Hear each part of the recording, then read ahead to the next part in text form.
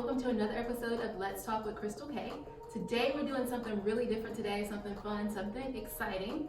And I have two of my really good friends here to help me with this something new. I can't wait for you guys to see it. So I'm gonna let them introduce themselves. Hi, I'm Kiera. I am 27 years old, newly engaged, and I live in upstate South Carolina.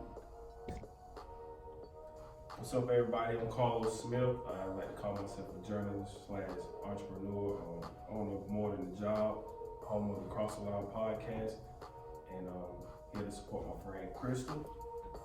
Let's really get things rolling. All right, so what we're gonna be doing is the three of us are actually gonna be sitting down and we're gonna be discussing what I like to call hot topics, things that affect our culture, things that impact us, kind of like trending topics. And we're gonna do anywhere from 3 to 5 of those trending topics per show. And we're gonna do it for about 30 minutes a show. So we're gonna get as much in as we possibly can. Are you guys ready? Yes. All right, let's do it. All right, so the first one that we're gonna do, and fun fact, these guys don't even know what it is that I'm gonna ask them. They've been bugging me and I will not tell them what the trending topics are. So the first one is called Hold On Wait, I Don't Know How to Feel. And Hold On Wait, I Don't Know How to Feel is about R. Kelly and Bill Cosby. So I feel like, all right, so every time like I hear somebody playing R. Kelly now, I'll be like, and then I'll be like, oh wait, am I supposed to jam to R. Kelly or do we disown him now? I don't know how to feel. And then when I see Bill Cosby and the Cosby Show and the Jello commercials and stuff, and I don't know how I'm supposed to feel because all I know is the old them, but it's like now we're shaming them, and I'm like, so what do you guys think? How should we feel about R. Kelly and Bill Cosby? I feel like at this point, there's really nothing we can do about the greatness that was. Like, you can't say because of their personal actions that their art still isn't worth anything, because at the same time, they weren't alone in producing that art. So it's like if you cancel Bill Cosby and the Cosby Show, then you're also canceling all of the greatness that came from the show and the co-stars also. And the same thing with R. Kelly. Like, I'm trying to pick out songs for my wedding now, and then at the bottom of Apple Music, you see written by and R. Kelly. It's not even just his music. You would not believe. How do you feel? Is it like, all right, no, we can't have R. Kelly, or I'm putting R. Kelly in my wedding? No, I feel like you have to pay for stuff that you've done. Like, you can't negate the fact that they screwed up. They did some pretty bad things, and then with R. Kelly, it's even worse because, like, we knew. Like, it's like the rumors were before some of his latest work, like some stuff that are still considered classics. Like, we knew about that stuff beforehand. So I feel like you can't just cancel out all of their work. Like, I'm sorry, I might have an R. Kelly song played at my wedding, whether it's his song or if it was written by him. I mean, I still feel like, hey, go to jail, do the time. Like, if you did the crime, you got to do the time. But at the same time, like, he's a pretty big part of our culture, and you can't deny the fact that he is talented. I think for me, it's a little bit tougher for me because the R. Kelly part, because for Bill Cosby, like, I didn't grow up watching Bill Cosby, so like that was before my time, so I didn't really know much about Bill Cosby. I mean, I knew who he was, and I seen some episodes here and there, but R. Kelly was something like I heard constantly growing up at cookouts or anywhere I was at. So for me, that's a little bit tougher for me. But do I think some of this stuff went on? I'm pretty sure some of it did. I can't say for sure, but a lot of stuff is looking like both of them are guilty, and some of it anyway. But for me, for Bill Cosby's, it's unfortunate. I know he did a lot of good things for African Americans and stuff like that. So I hate it's unfortunate that it's kind of a stain on his legacy and R. Kelly's legacy. That's what I was going to ask you. Are their legacies tarnished now? I don't want to say tarnished. I think it's definitely a big stain because regardless, you can't take away what they've done. I mean, whatever records they have or the donations they contributed to the community, you can't take that kind of stuff away. So I say it's definitely a big stain on their legacy, but I mean, still, you can't take away, like you said, those hits that R. Kelly made. whatever the inspiration was behind it might be a little bit iffy or whatever, but he still made great records. So are you still listening to his music? I haven't heard any of his music lately. Would you? Would I be opposed to it? I mean, I probably would. It depends on the record, probably. Step in the Name of Love. I mean, that's still a classic record to me. So I probably would still listen to it. I mean, some of the records might be kind of hard to listen to. Like AJ Nothing But I mean, what's the song what's the one, darn it. Not AJ Nothing But Number, I know that's for you.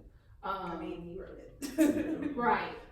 What's the other song? It's a lot of y'all? stuff though. It was, I don't know. It'd be hard to listen to some of his records. You know what I'm talking about?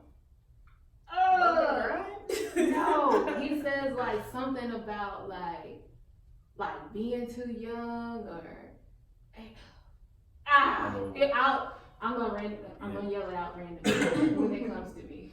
So y'all are still okay and feel like yes, it's the same, but it's definitely staying. To me, I think one of the weirdest part of all of it is like we kind of like pick and choose when we want to like Yes. cancel. And it's like yes. we knew a lot of this stuff was going on for a long time, and then all of a sudden, it's like now we want to like tear these people down, and tear down Right. their legacy or whatever. That's the weird part to me. That's like, what I don't like. Yeah, like I might can say that I won't listen to any future artist. Like if he decides to drop an album next year, like probably not gonna play that. But yeah. I'm not gonna be like shut it off if somebody else is playing R. Kelly. Like you know, it's classic music that you can't really just be like we're not listening to that anymore. So do you guys think do you think that I understand that they're celebrities and a lot of the stuff that they do plays out in front of the public eye, but do you feel like maybe we should separate what they do in their private lives from whatever their art or their talent is? We can try, But people don't. but you, I mean, same thing with Kanye. Like you can try and separate someone's political beliefs and their artistic manifestos and how much they contribute to their craft, but I mean, it's just like you don't know your coworkers. That's true. You don't know your family. That's like true. you can sit there and say the same thing about them. Like, oh, you find out that someone voted for someone you're completely against, but you're really close to that person. Can you not associate yourself with can you not hang out with them anymore? Right. And I get that their crimes like that's more serious than just like a political belief or But at the same time, like I think at the end of the day though, people like diehard fans, like some of your diehard fans are just gonna ride with you no matter what. So I think it's just gonna come down to the individual. So like a lot of people who just love R. Kelly, I know some diehard fans. I see them on my timeline, even when some of this stuff happened. They still gonna play R. Kelly. Yeah, what he did was wrong, but that's the thing though. You can't say I'm gonna still play him. There's no way he did any of that. Like he's still the greatest of all time. You have to say like, okay, he needs to be held accountable for his actions.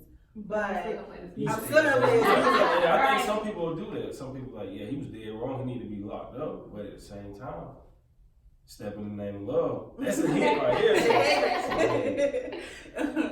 Okay, so I think we're gonna leave that there. I think that's pretty good. The next one is kind of tied into what we were just talking about, and it's Me Too. We see what Bill Cosby, everything that's been happening with him was from a long, long time ago. And then we have Harvey Weinstein. I just saw on Instagram where there's some new evidence against him that could put him away for life.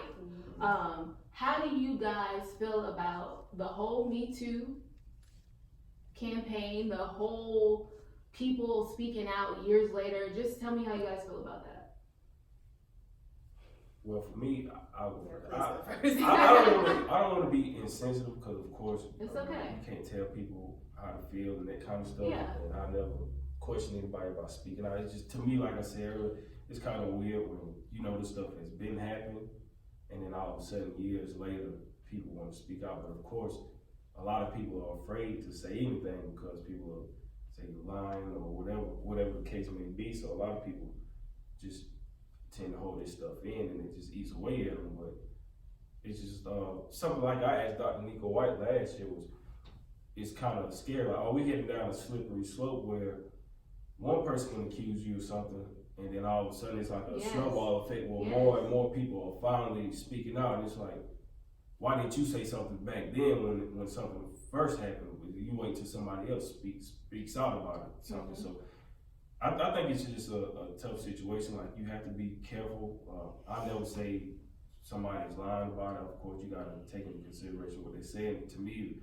the part is just like a slippery slope to where one person is saying something, the next thing you know, more and more people start finally coming out. So now it's like, is this stuff really true, or are you That's really what I trying always to wonder too. take away at somebody's like legacy and stuff? Right. That's what I always wonder. I always wonder, like, okay, did this give somebody else confidence, like to say, oh, well, that happened to me too, so I'm going to speak up too, or are you just jumping on the bandwagon? Right.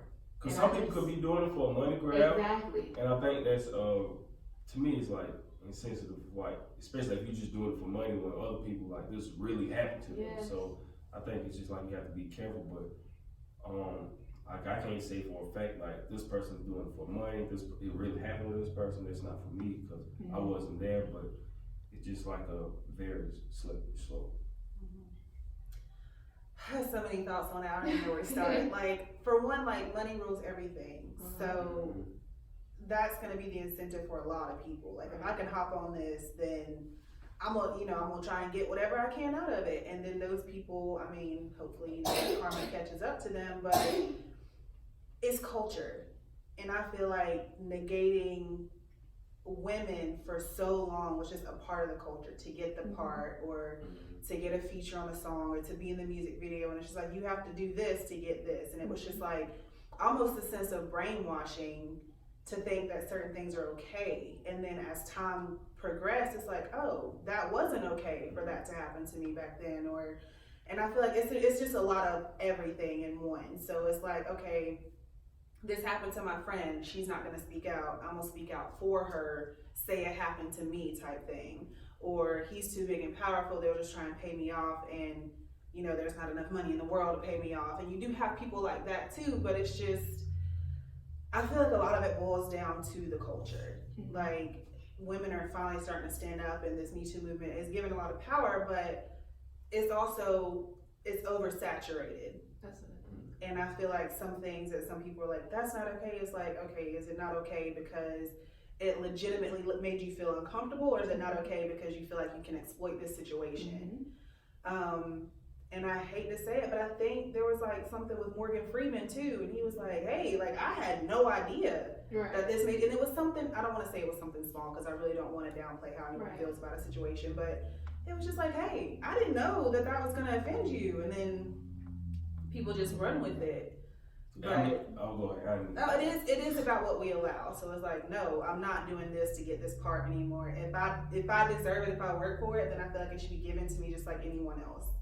And we just have to start valuing ourselves more and speaking out to the people we trust to try and get, justice during the time. But I can understand how it was maybe not thought of as a serious matter at a certain point, and now it's just like, oh, that was not okay. I just think we live in a very PC era now. Like, the smallest thing you say, like, they'll pull up tweets you had from 10 years ago and try to use that against you now to like cancel you or anything like that. So I just think we're like in a very sensitive era right now. Like, even if you might happen to put your arm around a female's shoulder, and she could say, I felt sexually harassed or anything like that. So it's like you have to be very careful with what you do. I just kind of feel like, well, where do we draw the line with that type of thing? You know what I mean? I feel like it's a fine line, and you can easily cross it. But I do have two questions for you guys. So is there a certain time frame that you feel like if something happened to you and you didn't speak up in that time frame, that you just need to be quiet, or do you feel like it's open, it's limitless? I don't feel that it should be limitless, because at the same time, like, you can go in and get like a rape kit done and still, have that hard evidence if you need time to process how to go about using that evidence. Or like, maybe you're just going to show it to, maybe their manager or something, to be like, hey, this is what happens. Y'all need to buckle down on his actions. If you want to press charges, you can do stuff quietly. I really believe you can do stuff quietly. But I feel like just for hardcore evidence and DNA, so that you cannot be questioned, at least get the physical aspect of it done, like take pictures with timestamps and, you know, go and get checked out for whatever happened. There's gonna be DNA of someone actually like physically assaulting you. And whether you wanna press charges right then or if you wanna wait, you know, 5 years to do it, but at least get some type of hardcore evidence right away. That's a tough one for me because I think, like I was saying, like if something happened 30 years ago and you finally chose to speak out about it, like I'm kind of torn because I'm like, man, it was just so long ago. Right. But I know it's statute of limitations in a lot of places is 15 years. Yeah. So at that time, I mean, it is what it is. But it's hard. I think it might just come down to like how serious the case is. Like, say you had a family member murdered 30 years ago, and they finally figure out who it was. You don't want to say, well, it was 30 years ago, just let them We go. can't worry about that. Yeah, I mean, something like that. I think it just depends on the situation, pretty much. Okay. So next question that I have for you guys is all the people that these people are around. I'm talking about the celebrities, the people that are being accused. I know other people know that they're doing this. How do you guys feel about those other people that know this is going on but not speaking up about it? Trash. Trash. You are a trash person to watch someone hurt another person and not say anything. I mean, Yeah, you gotta go. Like just like we seen with Penn State with Paterno when Sandusky was molesting those boys in the shower and all that stuff. Like if you knew about it, you gotta get up out of it. To me, you just as guilty as the person who committed the crime. So I don't. If you do something like that, I think you just as guilty. Like you gotta go with them, especially just knowing this kind of stuff. Like for me, it just wouldn't sit with me knowing like one of my best friends like murdered somebody or molested anybody, and I knew about it. I was like, we can't even hang together anymore. Period. After something like that, so I think the person, if you know about it and you choose not to speak up and you continue to let something like that go on, you just as guilty. In my 30 years to say something. Yeah. Especially if like people talk, like no matter what has happened, you have that random night in a car where you just sitting there talking to somebody and you realize you know the same person, you dated the same person, and it's like, you know, I feel like that would come up in conversation, at least with like the models and actresses and stuff. Y'all are sitting there talking like, I can't believe what such and so did. And then that gives you that opportunity to be like, well, such and so did something to me too, or my friend too. And then y'all start talking like, y'all could have teamed up then. Right. Because as many women that came out against Bill Cosby, like, it just kept coming. Like, it all just kept coming. We're just like, man, well, maybe he did do it. Because, like, the first 2 or 3 That's what I was thinking too. That's one thing. I think some of it did happen, but maybe not as many as came forward, but yeah, that's one thing. y'all have had this It's conversation money train. before. Yeah. I feel like some of them have gotten together and had the conversation. I was hearing something, I don't know how true it was. They was like, he was trying to buy NBC or something at one time, like buy the whole station. So maybe that's why like all this stuff started coming up. I don't know, man. Sometimes I be thinking about myself, man, they really trying to set our people up to. Then what about Tyler Perry's studios? What about him? I mean, he's got the, but that's what I'm saying. Nothing's come out, but he's got the largest studio area this is in his the own, country. like he independent, like he built his own, like. Right, so no one can take it from him. There's not going to be a higher bidder. That's what I'm but saying. With Bill Cosby, like, it wasn't his. Someone else could have come and be like, no, I'm going to take that. I mean, if he they burned down Black Wall Street and everything. I feel like Tyler Perry buying this area wasn't kept quiet with everybody. Like, we didn't know. We're like, oh, yay for him. But it's like, they could have stopped it if it was like something like that. Well, they saying that had been up or whatever. It's like he just finally made like a grand opening or whatever. Like, but you could have. They've been shooting stuff out there for a while, but I don't know. I just think Bill Cosby just so old. I just feel like if it was a setup, like he doesn't have that much longer. Like, how much can you really destroy? He's planning on doing the time for the rest of his life, and I just feel so bad about that. I know he did probably do some of that, but I'm just like, God, I hate for him to go out like that. It just really bothered me because he thinks he'll get parole. Like, I really saw last week, he's like, I'm not gonna apologize for something I didn't do. And he's like, you know, I think he got like 3 to 10 years, and they're just like, oh, he's about to do 10 years, but he's gonna die in prison. But he's thinking he's gonna get parole. He's thinking he's not gonna die in prison. Listen, I hope everything works out for the best. I don't know exactly what Bill did, but And it was kind of like the same thing with Michael Jackson when, like, they say he was messing with the boys or whatever. And I remember earlier this year, I think it was his nephew was on the Breakfast Club, and he was saying that like Michael Jackson owned like 50% of the Sony catalog, so he had all that stuff. So it's like, and he was saying that they trying to kill me and different stuff like that. So it's like, a lot of that catalog, he owned 50% of it. That's a lot. Yeah. A lot of content. So, like, man, maybe they were trying to get it back, and I don't know. Yeah, Man. I get what you're saying. Yeah. Almost like a conspiracy a little bit. Yeah. Almost. And I don't even like to think like that. Yeah. Because it's like, who do they choose for stuff like that? I don't know. I just don't see Bill Cosby being a target. Like, he's just so old. I feel like they would pick someone But like... he has done a lot, though. To, like Lo said, to impact, even though he didn't really watch Bill Cosby growing up, I feel like the impact that Bill Cosby had is much greater than just the Cosby Show. I mean, he's on everything as far as what he's done for colleges, especially African American colleges, just everything he's done in the African American community. I feel like, yeah, he is old, but he was still, like, he is still a threat to people that may see him as powerful, you know? Yeah. Well.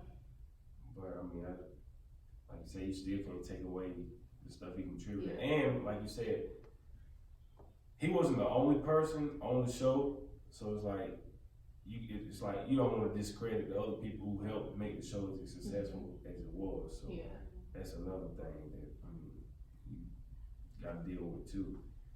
Just try not to discredit them because they helped. Even though it's called the Cosby Show, like they did help play a big part in it being successful. Well, we're going to leave it there for that one. We're going to hop on to our next topic, which is You're My Chick-fil-A. What do y'all think about Kanye's gospel album? I didn't listen to it. Okay. What do you think about him doing a gospel album? How do you feel about it? Thoughts? I think it's just Kanye being Kanye, honestly. Meaning? I know for a fact he's hired actors for his Sunday service.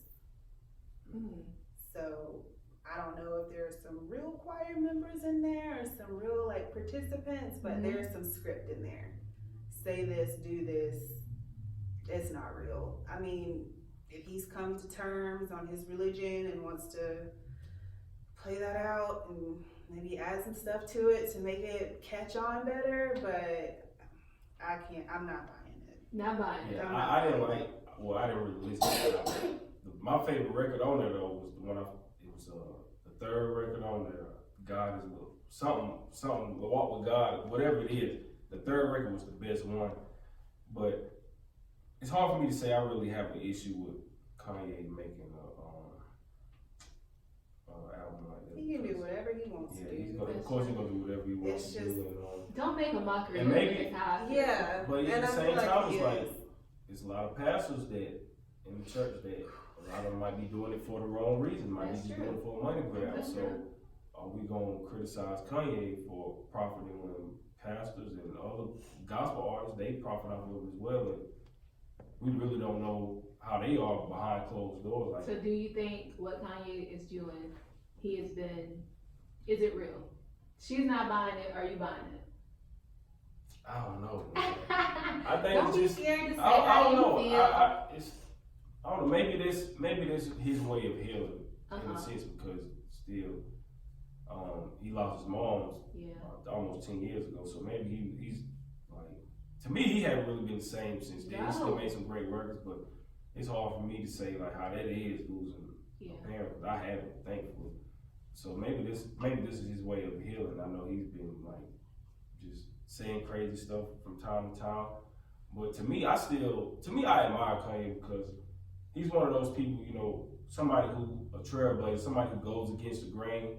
People always look at you like you're crazy for speaking out or saying something different. So to me, I probably say I really don't have an issue with him making an album like that. Maybe that's his way of healing. And a lot of other people are doing it and who say they're doing it for the right reasons. But Kanye, he's one of the big stars. Now I did like, on Life of Pablo, Ultralight Beam. Yes, that with Chance. that was an amazing record. So to me, I don't really have an issue with it. I can't really say, Kanye, you're doing it for the right reason, you're doing it for the wrong reason. I don't really know, but maybe that's his way of like healing in a sense. I sure hope so. So can Kanye go back to making rap albums after this, or does he have to stay in the gospel lane? He'll be able to go back. You remember Mace went Yeah. to the church, started preaching, got back to rapping, but I mean, Okay, so if he goes back to his traditional rap, how you guys gonna feel about it? I won't have an issue with it. I think Kanye makes a great record. To me personally, like to me, he's one of. I mean, even though he does, they say he has ghostwriters. To me, he's one of the greatest artists that we've had in hip hop history. To me, one of the greatest influencers. So to me, I mean, whatever he chooses to do, he's not one of my all-time favorite artists, but I'll still listen to his music. It's the same thing with R. Kelly and Bill Clinton. I mean, not Bill Cosby. Yeah. You're gonna have some diehard fans. Like no matter what they do, they're gonna support their music. And I mean, you have some bandwagoners that just jump on whatever wave is going. Like if a song is fire, it's fire. And it's just like you're gonna hear certain songs, whether it's off a gospel album or a rap album or an R&B album. Like a lot of rappers are singing on songs now too, whether they can sing or not. So, but you're gonna have some fans that are just like, you know what, whatever he does, I'm gonna at least give it a try. Yeah. And I think he's big enough, like a big enough star, superstar, to where, like you're saying, even if you don't always listen to his music, you're like, well, Kanye put something out. Let me at least go listen to it just to see how it sounds. Like he's one of those artists where you're gonna at least attempt to listen to a couple of records here and there. Like I said, I didn't really sit down and listen to the entire album, but I know the third record on there was a tough tune. So, I forgot the name. Okay. All right, so then let's leave it there with Kanye. Next, I want to talk about, I don't know if you guys saw like a couple weeks ago how they were talking about removing the like button from IG. Did y'all see that? Yeah, I saw it. I haven't seen it done yet. I don't know if it's something that they're retracting or if they're still pushing through with it. But what impact do you think that will have on it, and how do you guys feel about removing the like button? And do you think people would still like Instagram as much if we didn't have the like button? Yeah, I mean, the like button really doesn't affect me like at all. I mean, it's kind of like in the back of your head when you post a photo, I think. But I feel like for regular people, it's not really gonna affect them as much. Now, like the influencers and stuff like that, maybe, because that's really the only way that a company is gonna know that their product was being seen. Because even now that you have the option to send a post through the direct messenger instead of having to comment, I feel like that might cut down on the comments also. So the comment section is always kind of light now with stuff because you can just send it straight to your friend instead of tagging them like, hey, look at this, you can just send it to them. But they can still track that. But just scrolling through, if you don't like something or if they can't see how many likes it got, then maybe they're not sure about like marketing strategies and stuff. But I think, correct me if I'm wrong, they're gonna have it to where you can see your likes, right? But the person, like people on the outside won't People be able to scrolling see. can't see. So it Yeah. won't be like public likes. Yeah. Okay. Public. I think like if I post something, people like it, only I can see it. Nobody else can see it. So pretty much that's how I thought it was supposed to be. I could be wrong.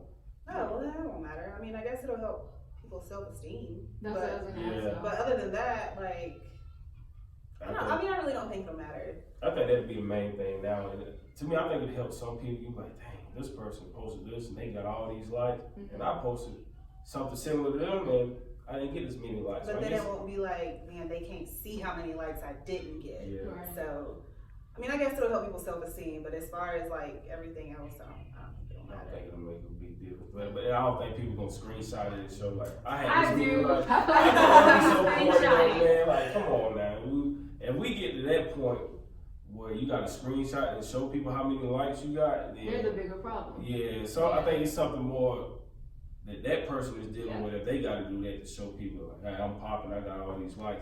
If you got to do something like that, then I think that's a bigger issue to me. Fake popping anyway. Don't show me your like, show me your credit score. Like, Yeah. a like does not get you anything. Right. So to you guys, you don't care. No offense. Nah, I don't care about that. I think whatever they choose to do, and maybe it's a bigger play for Instagram of how they'll. I was really looking at something. Maybe it's a bigger play of how they'll be able to get more business some kind of way if they hire the likes. Maybe the sponsors have to go through them some kind of way or something. Yeah. Instead I of, think what the saying benefit that. is. yeah. Because you always got to think, man, a company is always going to do what's best for them. Yes. So they're always thinking 10 steps ahead. So maybe it's some kind of way instead of these sponsors going directly to the influencers, maybe they have to go through Instagram some kind of way to that way they can get their piece of the pie first before any of this stuff that goes on. That's what I would think anyway. All right. So those are our 4 topics that we had for this first show. How do you guys feel? Good. Good? Yeah. It's not that bad, right? Not bad at all. I told y'all, you gotta trust me. It's gonna be fine. Is there anything that y'all want to add before we wrap it up? No, I mean, golden rule, just treat others how you want to be treated. If you see something happening, say something about it. If something happens, say something about it. And don't do anything to harm anybody else. Simple. Simple. My main thing really is just respect the process. Keep going, whatever you're doing, just don't quit. All right, guys. So if there is anything else you want to hear us talk about, please drop comments below. If there is anything that we talked about that you want to talk about or you have feedback on, as long as it's not nasty or negative, definitely drop comments below. And until next time, we will see y'all later.